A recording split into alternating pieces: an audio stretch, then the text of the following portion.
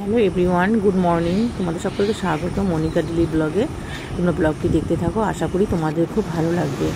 এই দেখো, এখন সকাল বাজে 7টা। বাজার করতে গিয়েছিলাম, তা ভীষণ বৃষ্টি হচ্ছে 2-3 দিন ধরে। তা বাজার তো করতেই হবে, কেননা খেতে হবে। তা বাজার করে নিয়ে আসলাম, আর কি বাজার করে নিয়ে আসলাম সেটাই তোমাদের দেখাচ্ছি। দেখো, সবজি বাজার করে নিয়ে এসেছি। এখানে দেখো লাল শাক, এখানে একটা লাউ, আর এখানে হচ্ছে কতগুলো কলা নিয়ে এসেছি, কাঁঠালি কলা, আর ঝিঙে, পটল, ঢেঁড়স, আদা, আলু, এগুলোই বাজার করে নিয়ে এসেছি। আর এখানে দেখো, সেই একভাবে বৃষ্টি পড়েই যাচ্ছে। তা বাজার করে নিয়ে আসলাম, এবার একটু বসে টসে নিয়ে তারপরে রান্না করতে হবে। আর গাছের আমগুলো তো পাড়াই হলো না, এরকম বৃষ্টি হচ্ছে। বৃষ্টি না হলে এই কয়েকদিনে পাড়া হয়ে যেত। আর ঘরে যে আমগুলো পেড়ে রেখেছিলাম সেগুলো সবই পেকে গেছে। এই দেখো, সব আমগুলো সব কালার হয়ে গেছে আর পেকেও গেছে। এই দেখো,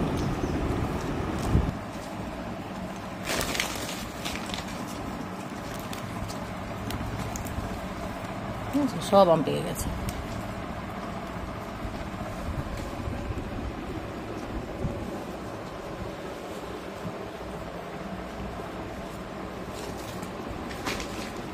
ঝিঙে আর আলু কেটে নিয়েছি, ঝিঙে আলু পোস্ত রান্না করব। আর এখানে ঢেঁড়সগুলো পুরো লাল হয়ে রয়েছে, আলুর থেকে রং লেগেছে, এগুলো ভালো করে ধুয়ে নেব। আর এখানে দেখো, কলমি শাক কেটে নিয়েছি, এক আটি নিয়ে এসেছিলো, একদম অল্প একটু হয়েছে। আর পনিরের জন্য এখন আলু কেটে নেব।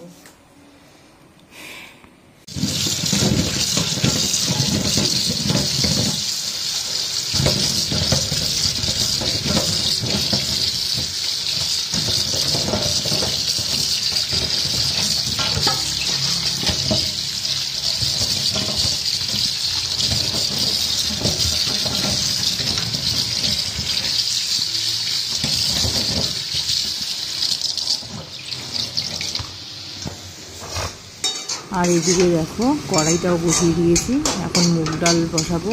তা মুগ ডালটা এখন হালকা করে একটু ভেজে নেব, ভেজে নিয়ে কুকারে দিয়ে দেবো। আর এদিকে দেখো, ঝিঙে আলু পোস্ত রান্না করব। তার ঝিঙে আলুটা ভালো করে ভেজে ভেজে জল দিয়ে দিয়েছি। আর এদিকে শিলনোড়ায় পোস্তটা বেটে নেবো, এদিকে ঢেঁড়স আলু ভাজা হচ্ছে।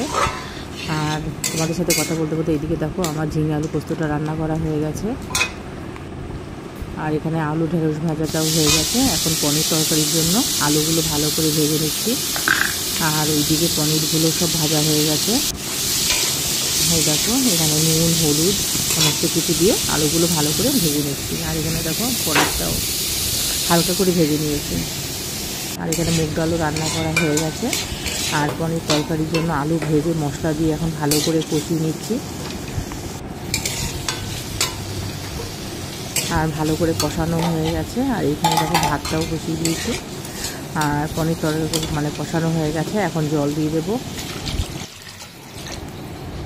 দেখো, অল্প করে পনির তরকারিতে জলও দিয়ে দিয়েছি। আর এখন একটু ভালো করে ঢেকে দেবো। ঢেকে দেওয়ার পর পনিরগুলো দিয়ে দেবো। আর এই দেখো, আমার পনির তরকারিটা রান্না করা হয়ে গেছে। দেখতে কেমন হয়েছে অবশ্যই কমেন্ট করে জানাবে। আর এখানে দেখো, লাউ নিয়ে এসেছিলাম, লাউটাও রান্না করছি নিরামিষভাবে। আর লাউটা ভীষণ ভালো ছিল, একদম নরম, একটুতেই গলে গেছে। এই দেখো, আর ওইদিকে তো বৃষ্টি পড়েই যাচ্ছে। তা বৃষ্টি আর থামছে না। তা বৃষ্টির মধ্যে ইচ্ছা করছিল যে একটু খিচুড়ি খাই, কিন্তু আমাদের বাড়িতে আবার কেউ খিচুড়ি পছন্দ করে না। এখানে দেখো, জিরেটা ভেজে ভালো করে শিলনোড়ায় গুঁড়ো করে নিয়েছি। লাউ তরকারিতে নামানোর আগে দিয়ে দিয়েছি। দেখো, লাউ তরকারিটা রান্না করা হয়ে গেছে।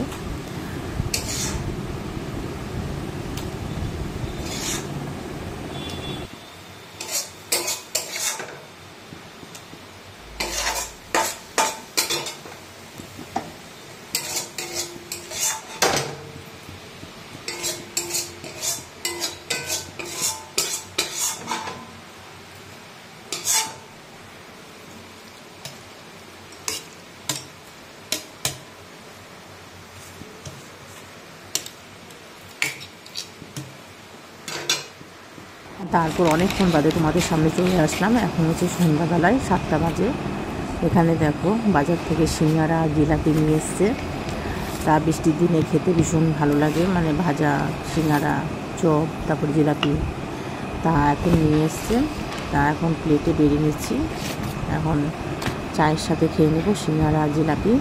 তারপর আবার মেলায় গেছিল, ওখান থেকে 3 রকমের চপ নিয়ে এসছে, একটা মোচা, একটা আমের, আর একটা হচ্ছে আলু। এই দেখো আমাদের সামনে একটা মেলা হচ্ছে, আনন্দ মেলা, এখান থেকে এই চপগুলো নিয়ে এসছে। কিন্তু চপ আর খেতে পারি না, ভালো ভালো আছে, রেখে দিয়েছি। তো মার জন্য নিয়ে যাস। হ্যাঁ এটা কি এটা?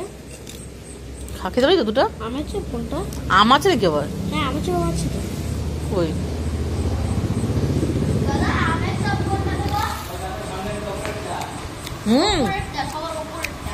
সবার উপরে কোনটা ছিল? নিরামিষ তো। সব নিরামিষ। সবার উপরে কোনটা ছিল? এটা মোচা। সবার উপরে কোনটা? এইটা ছিল তাহলে। পুরো গাপটা রেখা খেতে গেলে ভালো আছে খেতে। বসে খা, ভালো আছে। দিতেও তো পারবো না, পরে যাবি।